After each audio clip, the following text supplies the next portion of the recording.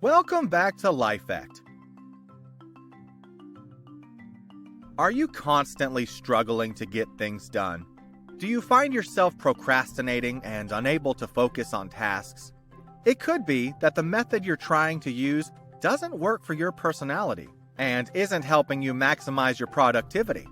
In this video, we'll look at how your individual traits and qualities can actually increase your productivity and assist you in achieving your objectives.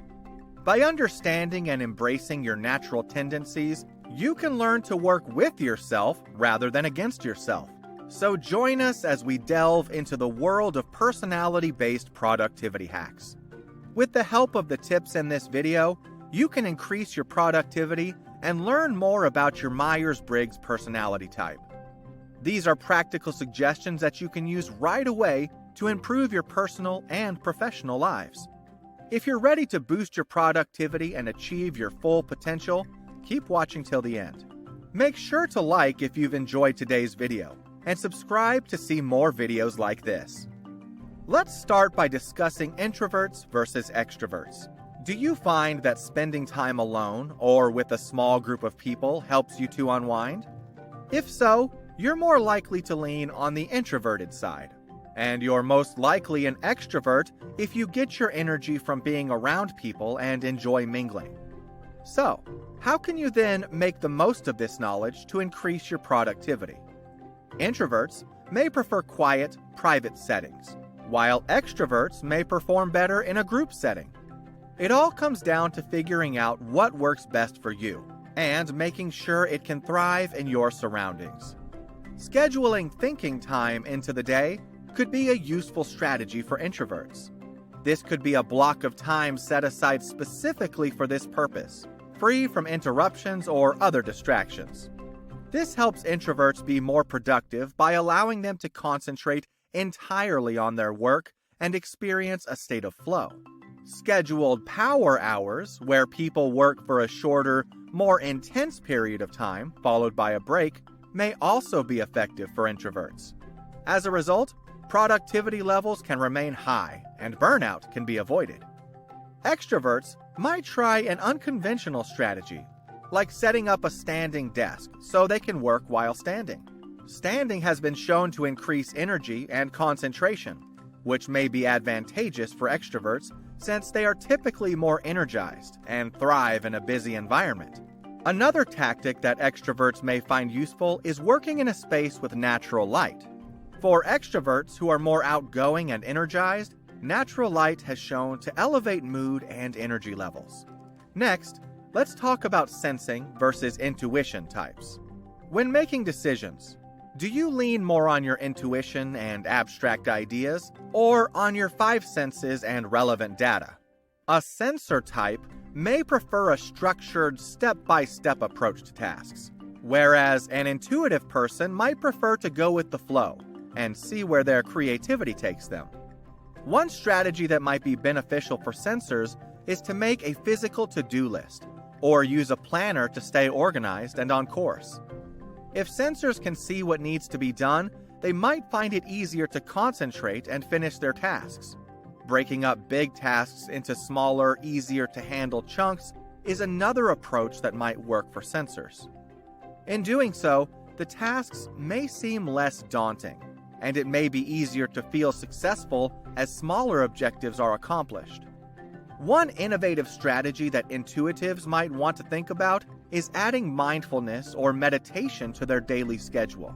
This might encourage intuitives to use their creativity and come up with fresh approaches to problems. Scheduling specific times for creative activities like writing, drawing, or painting could be another strategy that's beneficial for intuitives. They might be able to develop their intuition and come up with original ideas for their work by doing this. Next, let's talk about feeling and thinking types. When it comes to thinking versus feeling, do you make decisions based on logic and reason or on your emotions? People with a tendency toward feeling might place a higher priority on their relationships and personal values when making decisions than people who lean more toward thinking. Setting aside time specifically for self-care may be an effective strategy for people who base their decisions on their emotions.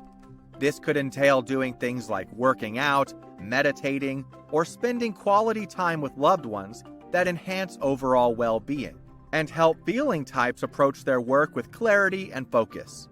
Another tactic that might be effective for feeling personality types is creating a positive work environment. This might entail decorating the area with plants or art, or just keeping it tidy and organized. Mood and motivation can be improved by a positive environment. Those who use logic and reason to make their decisions, rational thinkers, might give the novel idea of scheduling breaks for exercise throughout the day a try. This might be as simple as stretching or going for a walk. Exercise has been shown to improve brain function and can be an effective tool for those who are creative and want to increase their output. Try working in a different setting, such as a coffee shop or co-working space, as this may be another strategy that works well for thinkers. A new environment can help spark inspiration and new ideas. Finally, let's consider judging versus perceiving types. Do you prefer formal planning and organization over something more ad hoc and spontaneous? Judges who place high value on planning and organization might want to think about using a mind map as a creative way to arrange their ideas and tasks. This can aid judges in seeing the big picture and connecting various tasks and goals. Try the Eisenhower box method, which bears the name of President Dwight D. Eisenhower, as another approach that might work well for judges. This process involves categorizing tasks into 4 groups: important and urgent, important but not urgent, not important but urgent, and not important and not urgent.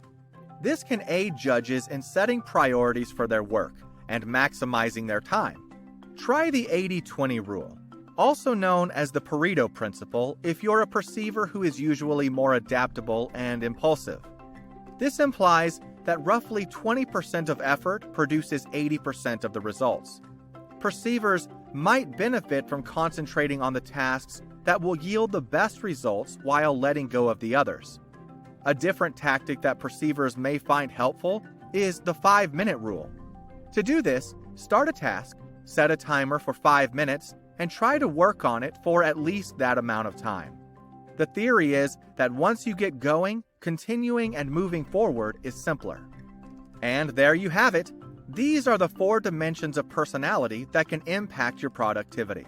There are ways to increase your productivity and work in a way that feels natural and authentic to you, regardless of whether you're an extroverted intuitive who goes with the flow and follows your creativity, or an introverted sensor who relies on logic and organization. So, we've just explored how your personality type can impact your productivity, and how you can leverage your natural tendencies to boost your output. Thanks for watching our video on how to boost your productivity based on your personality type. We hope you found it helpful and that you're able to apply these tips to your own life. Remember, there's no one-size-fits-all solution to productivity. It's all about finding what works for you and your unique personality. But we want to hear from you. What productivity hack has worked best for you based on your personality type?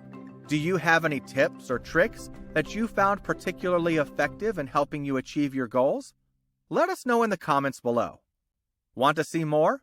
Why not check out our video on some of the most effective life organization strategies for 2023 to increase your productivity even more? Thanks again for watching. And don't forget to like, subscribe, and hit that notification bell for more productivity hacks.